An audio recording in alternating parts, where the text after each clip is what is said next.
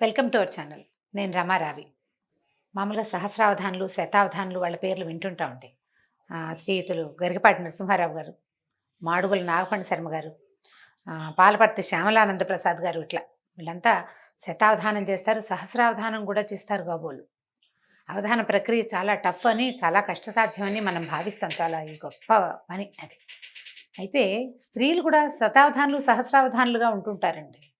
మరి శతం సహస్రం ఊరికే మాట వరుసకు అంటున్నా కానీ అవధానం చేస్తాం. 10 రకాల పనులు ఎట్ ఏ టైం చేయటం. అవధానం అంటే అదే కదా. అయితే మనకి ఏ గుర్తింపు ఉండదు, మనెవరు మేకతోలు కప్పరు, గుర్తింపులు ఉండవు.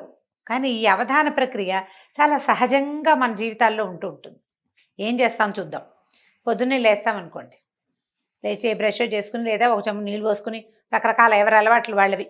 వంటింట్లోకి వస్తే ఒక స్టవ్ మీద ఒక దాని మీద పాలు, ఇంకో దాని మీద డికాక్షన్, ఇంకో దాని మీద కుక్కర్ పెడతాం, చపాతీలు, పిండి కలపటం, కూరలు తరుక్కోవటము, పని మనిషి వస్తే ఆ గిన్నెలు బయటేయటం, అప్పుడే పిల్లల్ని నిద్ర లేపటం, పాలవాడు వస్తే పాలు తీసుకోవటం. ఇప్పటికి ఎన్ని అయినాయి ఏమిటో చాలా చెప్పాను, లెక్క పెట్టగంట. ఇవన్నీ అయినాయా? వీటితో పాటు మధ్యలో ఫోన్ కాల్స్ వస్తాయి, ఆకుకూరలు మాత వినిపిస్తుంది, ఎక్కడో వినపడిన అరటిపళ్ళ వాళ్ళ కేకని చూసుకుని అరటిపళ్ళ అబ్బాయిని పిలుచుకుంటాము. ఇప్పటికి ఇంకా చాలా పనులు అయిపోయినాయి. ఇవి కాకుండా మధ్యలో పిల్లల తాలూకు మేల్కొల్పులు, చిన్న పొన్న పిల్లలు ఉంటే వాళ్ళ తాలూకు బాత్రూమ్ కాల్స్, చిట్టి పిల్లలు ఉన్న వాళ్ళకి. అక్కడి నుంచి ఇంకా కొంచెం ముందుకెళ్తే ఈ కుక్కర్లు, పాలు గీలు దింపేస్తే మళ్ళీ టిఫిను, దాని ఏర్పాటు, దాన్ని ఒకళ్ళకి పెట్టడము, ఒకడికి నోట్లో పెట్టాల్సి రావటం, ఇంకొకటికి బాటిల్లో పాలు పోసి అందించాల్సి రావటం, ఇలా ఇలా రకరకాల పనులు చేసేస్తాం. మల్టీ టాస్కింగ్ అంటారు సింపుల్గా దీన్ని. ఒకేసారి రకరకాల పనులని హ్యాండిల్ చేయటం. సాధారణంగా గృహిణులు అందరూ, ఇళ్లల్లో ఉండే ఆడవాళ్ళందరూ ఈ పని చేస్తారు. మగవాళ్ళు కూడా చేస్తారనుకోండి, మనం వాళ్ళ సంగతి మాట్లాడలేదు కదా, మనం మామ్లో ఉన్నాం కాబట్టి మన సంగతే మనం మాట్లాడదాం. ఈ మల్టీ టాస్కింగ్ హ్యాబిట్గా, అలవాటుగా ఉండి చేయగలిగే వాళ్ళు గెలిచేస్తారండి ఏదో రకంగా. అప్పుడప్పుడు ఫెయిల్ అవుతుంటాం. ఈ పట్టుకెళ్తున్న గిన్నెలో ఏదో ఒకటి పడిపోతుంది, పాలు పొంగిపోతాయి, డికాక్షన్ పోస్తుంటే పక్కకు పడిపోతుంది, ఇడ్లీ పెడితే నీళ్లు కొట్టేస్తాయి, దోశలు ఎన్నిసార్లు వేసినా ఏమిటో మొదటి దోశలు 3-4 దోశలు చెడిపోతాయి, రోజు చేసే చపాతీ ఒక్కో రోజు అదేదో దేశపు పటం వస్తూ ఉంటుంది. ఇలా ఏవో చిన్న చిన్నవి అవుతాయి అనుకోండి, చేజారి పడిపోవటాలు, కప్పులు పగిలిపోవటాలు, అవన్నీ న్యాచురల్గా జరుగుతాయి. అయినా కూడా ఈ పని అంతా చేస్తూ ఉంటాం. ఇది ఏ ఏజ్ వాళ్ళు చేయగలుగుతారు, ఏ ఏజ్ వాళ్ళు చేయలేరు అని చెప్పడానికి వీల్లేదండి. ఈ మల్టీ టాస్కర్స్గా ఉండటం అనేది ఒక బేసిక్ ప్రజ్ఞ. జనరల్గా తల్లుల్ని చూసి పిల్లలు నేర్చుకుంటారు ఇవి.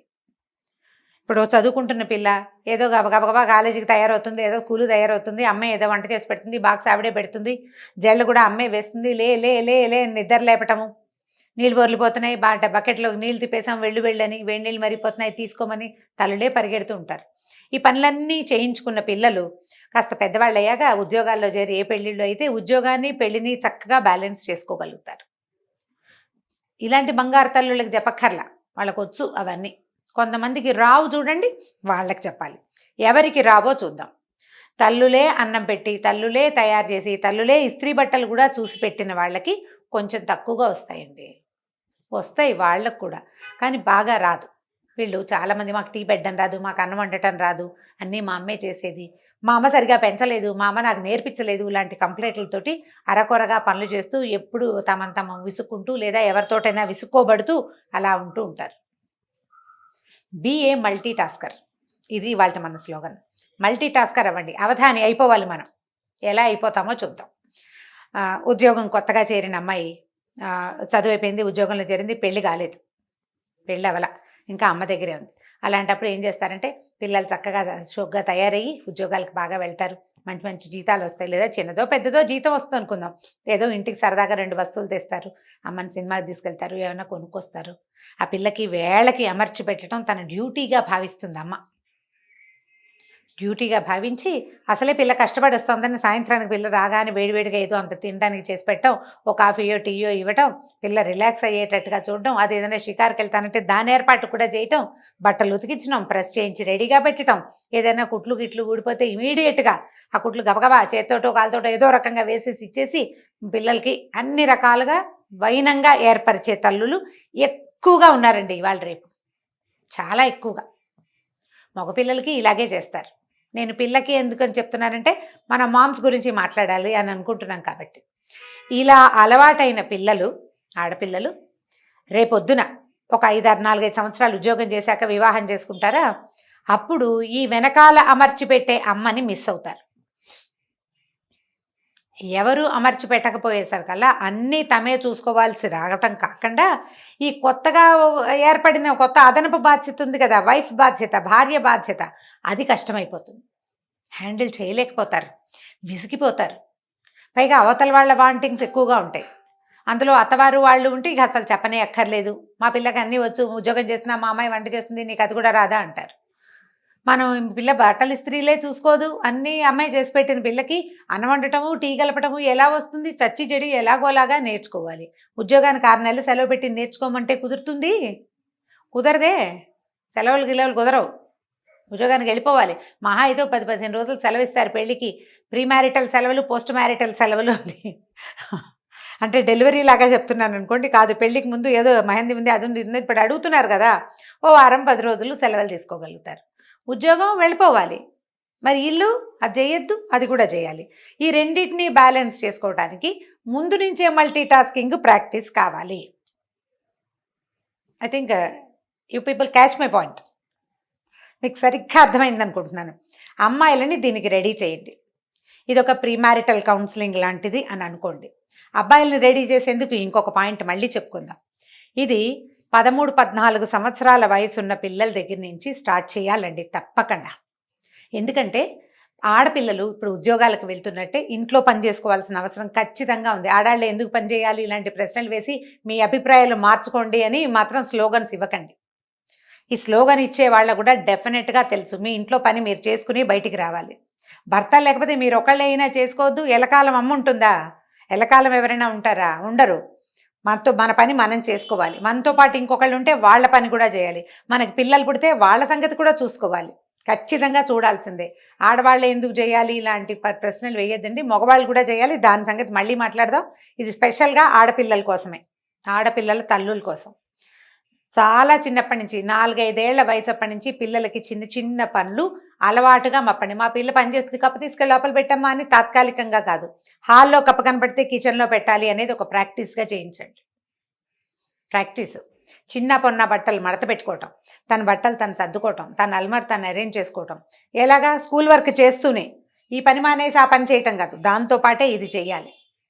అక్కడి నుంచి 10-14 ఏళ్ళు వచ్చేసరికల్లా ఒక పిల్లలు జడలు వేసుకోవటం, తమ జడలు తాము అరేంజ్ చేసుకోవటం, బట్టలు అరేంజ్ చేసుకోవటం, అమ్మకి ఏదైనా ఒక కూర తరిగి పెట్టడము, ఒక దోసపిండి గ్రైండర్లో వేస్తే అది తీయటం, దోశలు వేయటం, అట్లా వెనకాల పని కాసేపు అయినా రోజులో. ఎక్కడ చదువుకునే పిల్లలకి ఎక్కడ సమయం దొరుకుతుందండి అని ఇలాంటి ప్రశ్నలు వేయొద్దండి. చదువుకునే పిల్లలు, పనిచేసే పిల్లలు బోల్డ్ మంది ఉన్నారు. ఇది పని నేర్చుకొని వాళ్ళకి చెప్తున్నాను. ఖచ్చితంగా మీ పని మీరు చేసుకోవాల్సిందే. మా పిల్లలు చేయరండి అని నాకు ఒక ఆవిడ ట్విన్స్ ఉన్నారు, మా వాళ్ళిద్దరు అసలు ఏ పని చేయరు, ఏదైనా పని చెప్తే పోట్లాడతారు, మా హస్బెండ్ కూడా పిల్లలకి పని చెప్తావేంటి అంటారండి, ఏం చెయ్యాలి అని అడిగారు. ఆవిడ కూడా ఇది ఆన్సరే. తండ్రుల్ని మీకు మీ పిల్లలకి మధ్యలోకి రానివద్దు, అసలు రానివ్వడానికి వీల్లేదు. పిల్లలకి పని నేర్పకపోతే వాళ్ళు అవస్థపడతారు అనే జ్ఞానాన్ని భర్తలకు ఇవ్వాలి మీరు తప్పకుండా. పనులు నేర్చుకోవాలి. ఒకటేసారి 4 రకాల పనులు చేయగలిగే కెపాసిటీ పిల్లలకి 20 సంవత్సరాలు వచ్చేసరికి వచ్చేయాలి. రేపు తప్పి తగిలి ఫారిన్ వెళ్ళారనుకోండి, పీజీ చేయడానికి వెళ్తారు, ఇక్కడ కాకుండా వేరే ఊరు వెళ్తారు, ఎక్కడైనా ఉండటానికి వెళ్తారు, చదువుకోవడానికే. పెళ్ళిళ్ళు అవ్వక్కర్లా, చదువుకోవడానికి వెళ్ళినా ఫారిన్ వెళ్ళిన పిల్ల దాని గిన్నెలు దోముకోవాలి, వంట చేసుకోవాలి, బట్టలు ఉతుక్కోవాలి, వాషింగ్ మెషిన్లో అయినా సరే, కాలేజ్కి వెళ్ళాలి, అక్కడ వర్క్ చేయాలి, మళ్ళీ ఫుడ్డు, మళ్ళీ వచ్చాక గిన్నెలు నోరు తెరుచుకుని చూస్తూ ఉంటాయి. ఇన్ని పనులు చేయొద్దు. ఏ అలవాటు లేకుండా చక్కగా అస్తాద్పరంగా అరచేతిలో వెన్నముద్దలాగా పెంచిన పిల్ల వెళ్ళి ఏం చేస్తుంది అక్కడ? ఎంత ప్రెషర్కి లోనవుతారు. ఇదంతా ఈజీ, సింపుల్, నేను చేసేయగలను అని అనిపించేలాగా మీ పిల్లల్ని రెడీ చేయండి. అది 13-14 నుంచి తప్పకుండా స్టార్ట్ చేయాలండి.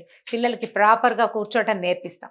సరిగా కూర్చో, బాగా కూర్చో అని చెప్తారు కదా, ఎవరైనా చెప్తారా? అలాగే ఈ పని నీది, ఇది నువ్వు డెఫినెట్గా చేయాలి అనేది ప్రాక్టీస్ చేయించండి. ఒకవేళ ఇలా కాదు, మన దగ్గర 20-22 ఏళ్ల పిల్లలు ఉన్నారనుకోండి, పెద్దగా ఏం చేయరు, అన్నీ మనమే అరేంజ్ చేస్తాం. అరేంజ్ చేయటం మానేయండి. పిల్లల్ని వాళ్ళ అరేంజ్మెంట్స్ వాళ్ళు చేసుకునేలాగా చేయండి. చెప్పండి వాళ్ళకి, వాళ్ళ అరేంజ్మెంట్స్ వాళ్ళు చేసుకోవాలి. మల్టీ టాస్కర్ అయిన వాళ్ళు గెలుస్తారు జీవితంలో వితౌట్ ప్రెషర్.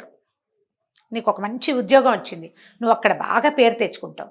ఇంట్లో ఈ వెనకాల ప్రెషరు, నువ్వు ఇక్కడ పనంతా ముగించేసుకుని అక్కడికి వెళ్ళి చేయాలి. ఒక హెల్పర్ని పెట్టుకోవచ్చు. బాగా సంపాదన ఉంటే తప్పకుండా ఒక పని మనిషిని పెట్టుకుంటారండి, ఇంకెవరో కేర్ టేకర్ని పెట్టుకుంటారు. వాళ్ళని మాత్రం మేనేజ్ చేయొద్దు, వాళ్ళ అమ్మలు కాదు కదా, వాళ్ళని మేనేజ్ చేయాలి. దానికైనా మనకు మల్టీ టాస్కింగ్ రావాల్సిందే. దానికోసం ట్రై చేయాలండి. ఆలోచన మార్చుకోండి. ఇప్పుడు 24, 26 సంవత్సరాల ఆడపిల్లలు ఉద్యోగాలు చేస్తూ ఇంకా వివాహాలు కాని వాళ్ళు ఉంటారు, చేసుకుంటారు ఎప్పుడో. మీరు కూడా ప్రాక్టీస్ చేయండి. 4 రకాల పనులు ఎట్ ఏ టైం చేయటం. ఇది అవసరమా అంటే డెఫినెట్గా అవసరమేనండి. మీరు kitchen, house hold things manage చేయగలిగితే అది అలవాటు అయిపోతే ఏముండదండి. బ్రెయిన్లో ఓ పక్కన పడి ఉంటాయి ఆ వ్యవహారాలన్నీ, అందుకంటే ఏముండదు. ఇది మేనేజ్ చేయగలిగే వాళ్ళకి ఒక రకమైన కాన్ఫిడెన్స్ ఉంటుందమ్మా. అది ఆలోచించండి. ఈ కాన్ఫిడెన్స్ని డెవలప్ చేసుకునేందుకు ప్రయత్నం చేయాలి. పిల్లల్లో అది డెవలప్ చేయడానికి ప్రయత్నం చేయాలి. ఒకవేళ మనకి 2 పిల్లలు ఒకే వయసు వాళ్ళు ఆడామగా ఉంటే ఇద్దరితోటి పని చేయించండి. పిల్లలతో పని చేయిస్తావా అని ఎవరైనా అడగడానికి అసలు వీలే లేదు. పని చేయించకపోతే చాలా కష్టం రేపొద్దున. ఏ రోజు ఎటుపోయి ఎటొస్తుందో తెలియదు మనకి. 4 పనులు అన్నీ చేసుకోవాల్సిందే. బజార్ వెళ్ళి కొన్ని కూరలు తేవటం, కూరలకి మనతో పాటు పిల్లల్ని తీసుకెళ్ళి సెలెక్షన్ ఇలా ఉండాలి, టమాటాలు లేదా క్యారెట్ని ఇలా తీసుకోవాలి, తోటకూర ఇలా చూసుకోవాలని 4-5 సార్లు చెప్తే ఆటోమేటిక్గా వస్తుంది. అట్లా ప్రతి పని వాళ్ళు చేసుకోగలిగేలాగా చేయగలిగేలాగా చేయండి. ఇది ప్రాక్టీస్ చేయండి. ఈ 4 రకాల పనులు చేయగలిగే ప్రాక్టీస్ ఉన్నవాడు బయటికి వెళ్ళి ఏదైనా చేస్తాడు. లేదా బయట పని ఒకటే వచ్చి ఇంటి పని రాకపోతే ఎవరొచ్చి అన్నం పెడతారా అని చూసే పరిస్థితి వస్తుంది. అన్నం కోసం వెయిట్ చేయకపోయినా చెయ్యలేకపోతారు. ఇంటిని మేనేజ్ చేయలేక స్ట్రెస్ ఫీల్ అవుతారు. ఈ స్ట్రెస్ మీకు వర్క్ మీద పడుతుంది. ఇది మీరు ఈజీగా అలవాటుగా చేసేసారనుకోండి, దీని ప్రెషర్ ఏముండదు. దీని దారి దీనిది, దాని దారి దానిది. 2 సైమల్టేనియస్గా 2 రైలు పట్టాల్లాగా నడిచి వెళ్ళిపోతుంది జీవితం హ్యాపీగా. ఉద్యోగంతో పాటు ఇంటిని మేనేజ్ చేయటం అనే దాన్ని ప్రాక్టీస్ చేయండి. ఇది కాకుండా అంటే ఇంకొక పాయింట్ చెప్పాలనుకుంటున్నా. కొంతమంది ఒక టైంలో ఒక పనే చేయాలని భావిస్తారు. 2-3 పనులు చేయరు. కాఫీ తాగితే కాఫీయే తాగాలి, కూర్చుని స్థిమితంగా ఒక చోట కూర్చుని కాఫీ తాగాలి. అది అయ్యాకే రెండో పని. పొయ్యి మీద పాలు పెడితే ఆ పాలకేసే చూస్తూ ఉండాలి. రెండో పని చేయకూడదు. అంటే చేయలేరు. ఫోకస్డ్గా చేయాలి ఒకే పనిని అని భావిస్తారు. అలా అయితే టైం సరిపోదండి. ఒకవేళ మీరు కనుక అలాంటి డిజార్డర్ ఉండి ఇలాంటి ప్రాబ్లమ్స్ ఉన్నవాళ్ళు ఎవరైనా ఉంటే మన వ్యూవర్స్లో, అందుకోసం చెప్తున్నాను అనమాట. 2 లేదా 3 పనులని ఎట్ ఏ టైం చేసే ప్రాక్టీస్ ఇవ్వండి బ్రెయిన్కి. 2 లేదా 3 పనులు. మామూలుగా మనం ఏదైనా రాయాలనుకోండి, చూసి రాయాలి, చూడాలి, రాయాలి, 2 పనులు కదా. లేకపోతే వినాలి, రాయాలి, 2 పనులు. మనకే వచ్చింది రాయటం ఒక పనే, లోపల ఉన్నది బ్రెయిన్లో ఉన్నది. చూసి రాత, విని రాత 2 పనులు కదా. ఇవి రాసుకుని ఇలా చేయటం వల్ల కూడా మీకు మల్టీ టాస్కింగ్ మెల్లిగా ప్రాక్టీస్ అవుతుంది. ఒకవేళ మీరు అలా ఫోకస్డ్గా చేయలేకపోతూ ఉంటే కనుక ఏదైనా వింటూ దాన్ని రాయడానికి ట్రై చేయండి. పాట వినపడుతున్న పాటని నోట్ చేసుకోవటం లాంటివి. అప్పుడు కొంచెం బ్రెయిన్ దానికి ట్యూన్ అవుతుందన్నమాట ఈ ప్రాక్టీస్కి. ఆ సమస్యలు ఏమీ లేని వాళ్ళైతే రకరకాల పనులు, అన్ని పనులని ఒక్కొక్కసారి చేయగలమా లేదా అని చూసుకుని, ఈజీగా చేయటం ఎలా అనేది చూసుకుని వాటిని మన జీవితంలో భాగాన్ని చేసేసేయండి. అప్పుడు మీరు అన్నిటినీ హ్యాండిల్ చేయగలుగుతారు. మనం కూడా పెద్ద పెద్ద వాళ్ళ పేర్ల లాగానే సహస్రావధాని, శతావధాని అని అనిపించుకోవచ్చు. చక్కగా అన్ని పనులు చేసేసుకుంటుంది. ఇంటా బయట గెలుస్తున్నాము అని అనిపించుకోవాలంటే ఇది చాలా ముఖ్యంగా చేయాలి. ఈ ఇంటి ప్రెషర్ వల్ల ఆఫీస్లో సరిగా హ్యాండిల్ చేయలేకపోతే మనకు అక్కడ మంచి పేరు రాదు. ఒకవేళ ఆల్రెడీ మంచి పేరు ఏదైనా ఉంటుంది, పోతుంది. జనరల్గా పిల్లలు పుట్టిన కొత్తల్లో కొంచెం ఇలా కష్టంగా అయిపోతుంది. నిద్ర సరిపోదు, పిల్లల్ని హ్యాండిల్ చేయలేకపోతాము, పెద్దవాళ్ళని హ్యాండిల్ చేయలేకపోతాము, ఇల్లు వాకిలంతా క్లమ్జీగా అయిపోతుంది వ్యవహారం. ముందు నుంచి ఈ ప్రాక్టీస్ ఉన్నవాళ్ళు కొంచెం ఈజీగా చేయగలుగుతారు. కాస్త ఈజీగా ఆలోచించి చూడండి. మల్టీ టాస్కింగ్ చాలా సులువు బై ప్రాక్టీస్. ప్రాక్టీస్ చేస్తే చాలా సులువుగా ఉంటుంది. ఇది ఆలోచించి నా జీవితంలో ఇది ఉందా లేదా, ఒకవేళ ఇది లేకపోతే దీన్ని ఇన్కల్కేట్ చేసుకోవాలి అని భావించే వాళ్ళకి ఒకటి. పిల్లల్లో ఈ రకమైన ప్రవృత్తిని ఇలా అన్ని పనులు చేయగలిగి 4 పనులని ఎట్ ఏ టైం చేయగలిగే సామర్థ్యాన్ని పెంపొందించాలని భావించే వాళ్ళ కోసమే ఈ వీడియో చేయబడింది. ఇది కనుక మీకు నచ్చినట్లయితే లైక్ చేయండి, షేర్ చేయండి. మరిన్ని వీడియోస్ కోసం మా ఛానల్ని సబ్స్క్రైబ్ చేసుకోండి.